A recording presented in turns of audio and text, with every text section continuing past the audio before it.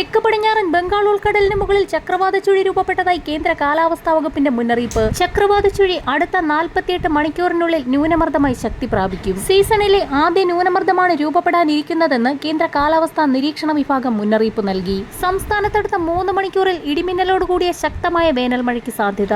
മധ്യ തെക്കൻ ജില്ലകളിലും വടക്കൻ ജില്ലകളുടെ മലയോര മേഖലകളിലും ശക്തമായ മഴ ലഭിക്കും. സംസ്ഥാനത്തടുത്ത 5 ദിവസം ശക്തമായ വേനൽ മഴയ്ക്ക് സാധ്യതയുണ്ടെന്നാണ് കാലാവസ്ഥാ നിരീക്ഷണ വിഭാഗം അറിയിക്കുന്നത്.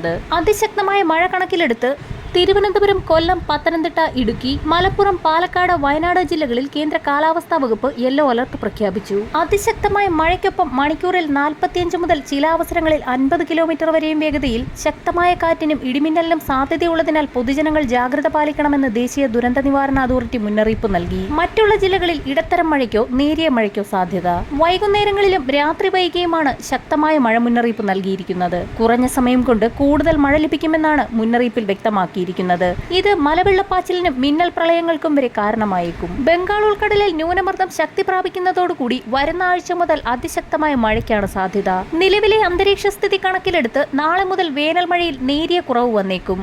അതിനുശേഷം അടുത്തയാഴ്ച മുതൽ വീണ്ടും കൂടുതൽ ശക്തി പ്രാപിക്കും. വരും മണിക്കൂറുകളിലെ കാലാവസ്ഥാ മുന്നറിയിപ്പുകൾക്കായി ചാനൽ സബ്സ്ക്രൈബ് ചെയ്യാൻ മറക്കാതിരിക്കുക.